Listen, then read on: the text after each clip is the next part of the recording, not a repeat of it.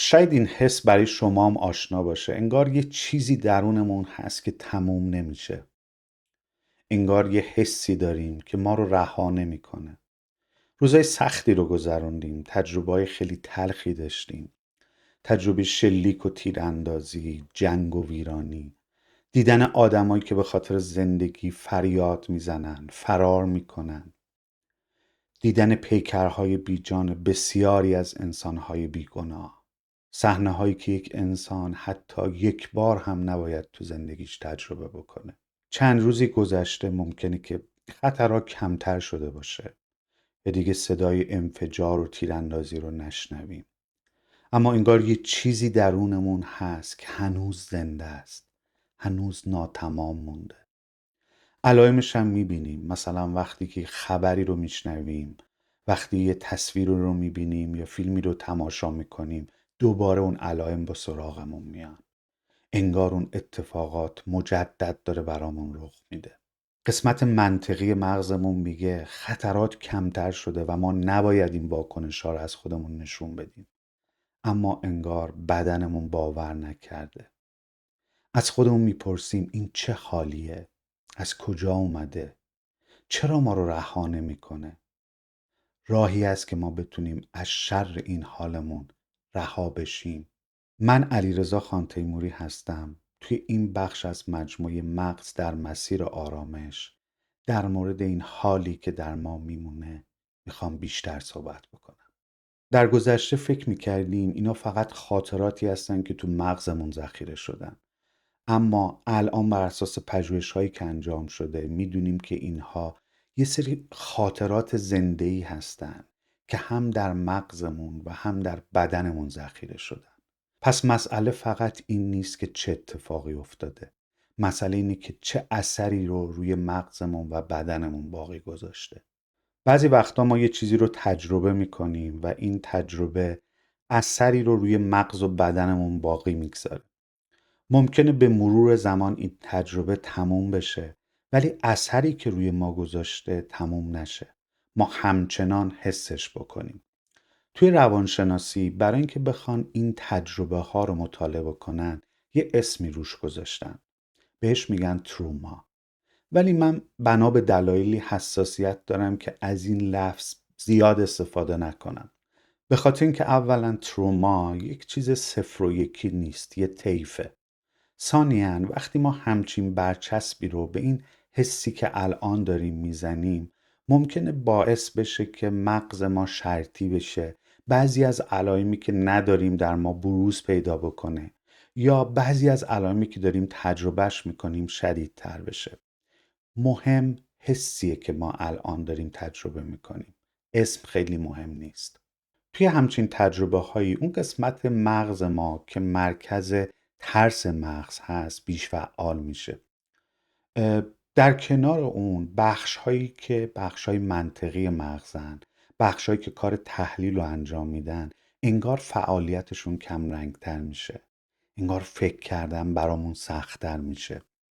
اتفاق دیگه‌ای که میفته اختلالیه که توی حافظه ممکنه رخ بده. به این شکل که خاطرات ما کامل ثبت نمیشن.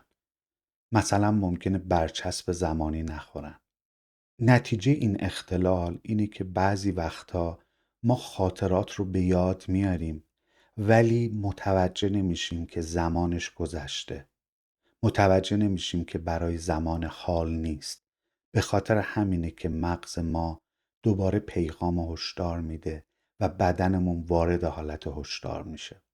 چیزی که بهش میگیم فلش بک. انگار که اون خاطرات مجدد در زمان حال دارن تکرار میشن. خاطراتی که همراه با مغز در بدنمون هم ذخیره میشن باید به زبان بدن ذخیره بشن.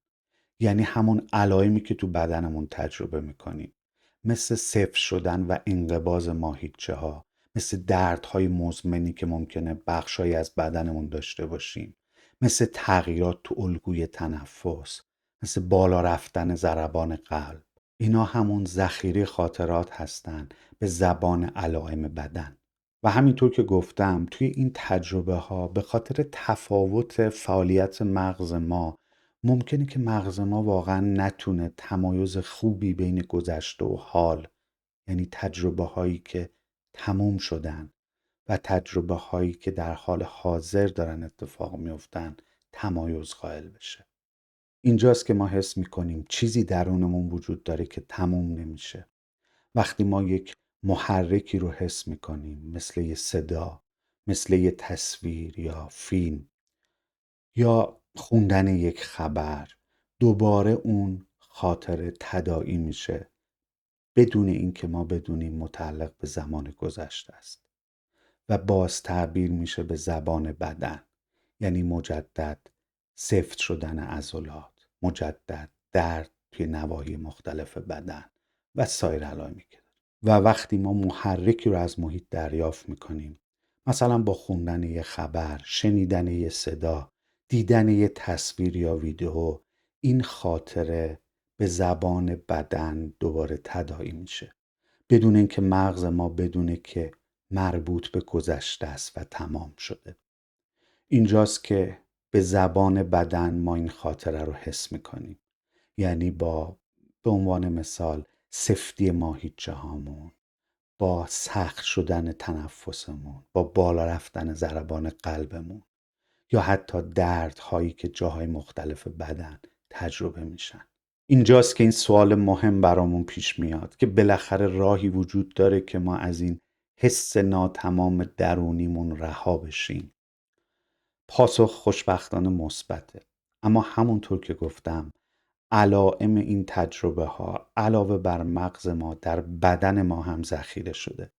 پس اگر ما دنبال راه حل هستیم، فقط نباید دنبال راه حل های بالا به پایین، یعنی مغز به بدن باشیم، بلکه باید راه حل هایی رو در نظر بگیریم که از پایین به بالا عمل میکنن، یعنی از بدنمون به سمت مغزمون. خوشبختانه تمرین هایی وجود داره که انجام اونها میتونه به ما کمک بکنه. اینجا میخوام یکی از این تمرینات رو با هم انجام بدیم.